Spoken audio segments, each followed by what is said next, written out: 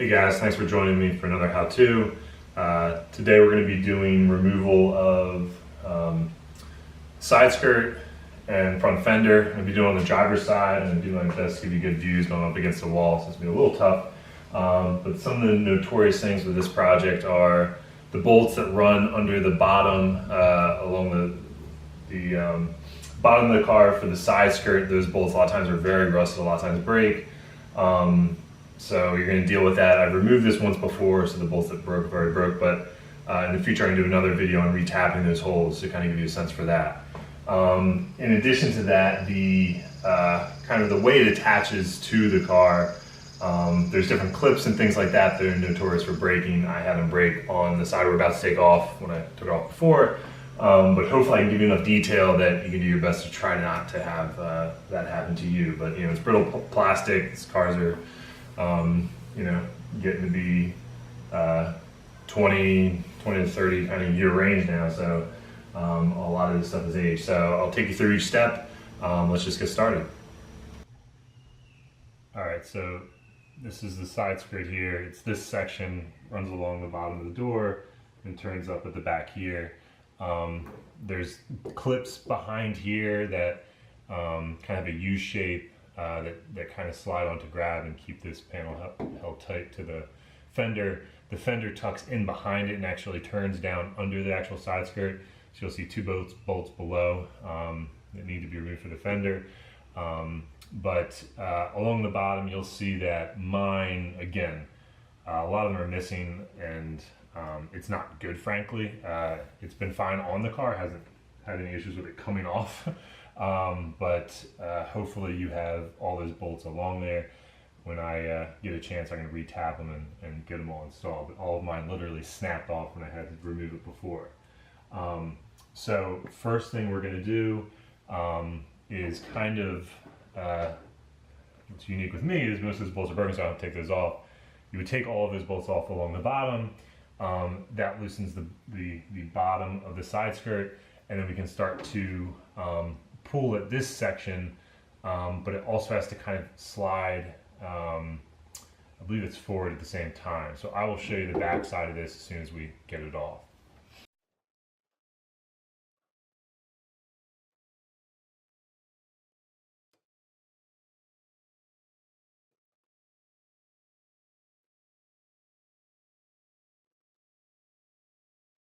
Alright, so the back is just a plastic clip that, you know, pressure fits.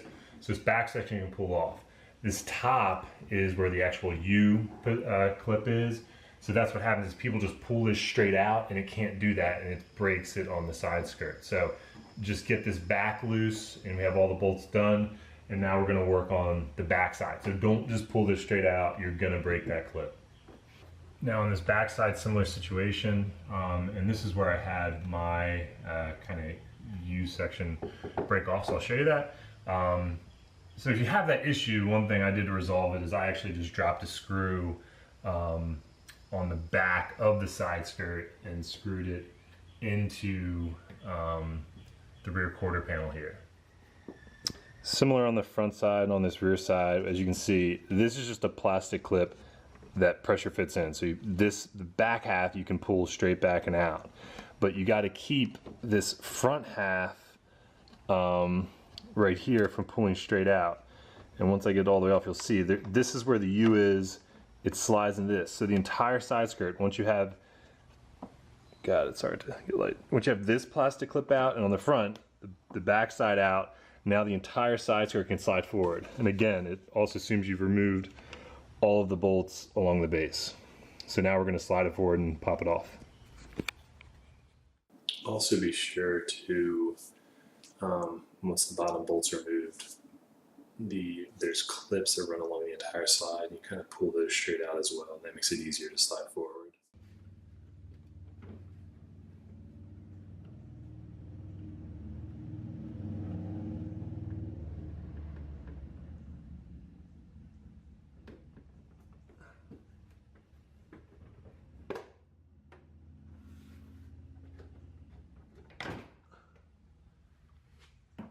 There we go.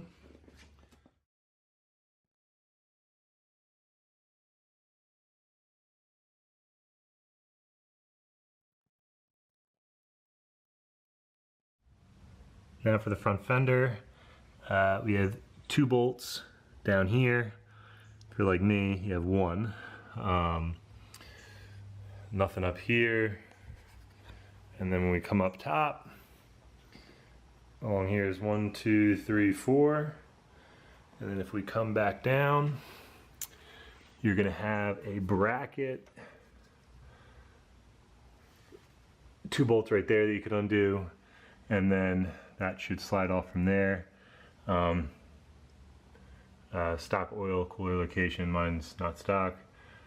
Oh yeah, you're gonna have to take off the splash shield as well. You have 1 there, and then 1 here. You can see it right there, and probably 1 right along there too. So make sure you hit all of those, and I'm just gonna take my splash shield all the way off. There's another one back here. So right at the top corner of it, then back, you can see that bolt. And I believe that's it. I don't think there's anything else back in here, so that should be good. So let's get it done.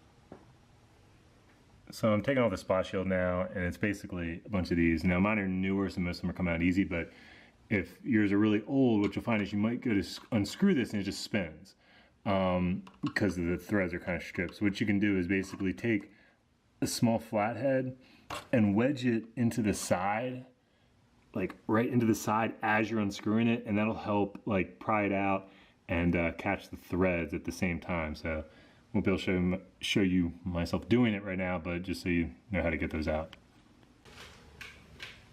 All right guys, thanks for watching. Hopefully that was helpful. Again, take your time, don't pry this. If it's not coming off, try to see what's holding up, because that's how you will break some of these clips and things like that. The last couple of things I'll leave you with is through this process, every single, I probably have like 60 of these bags, but it's very detailed. It explains exactly what it is, even down to this one, which is for, I don't know what it's called, it's like for the impact hooked back to the airbag. It says driver's side, it even says missing 1 bolt, because when I went to take it off, there wasn't a bolt there. So things like that just to help remind you. And it's funny, I've been working on cars for, I don't know, like 15, 16 years. This is the first time I've ever used an electric impact gun. I wish I bought this 16 years ago. Not only does it make it insanely easier, but even some of these rusted bolts that I was breaking with, its standard ratchet, it's vibrating them loose and they're not breaking. So I think if you use this along those bottom bolts and do some like PB Blast or WD-40, whatever you like, you have a good shot of not breaking those bolts along the bottom of the side skirt. This one that I'm using, not that this is the best, I have no idea. It's a 20 volt DeWalt. I forget what the rating was. They're like 120,000. It's weird. They go by like inch pounds. 3,200 impacts per minute. But you can look it up. I think this is like $100. The only other thing I'll say is through this process, there's so many parts and pieces, and I've been actually like saran wrapping a lot of things and putting it down in my crawl space. But if you have another space where you can store things, sometimes I see people going through these builds and they just have a mess of clutter, and I actually have a decent amount of stuff around me. But most of it, if you have a shed or anywhere else you can put it, it just helps so much not to be tripping over these things as you're trying to work. So just keep that in mind. Again, thank you. Please subscribe. Please drop a like. And any comments or if you have tips on doing this as well, throw them in there. Thanks, guys. Bye.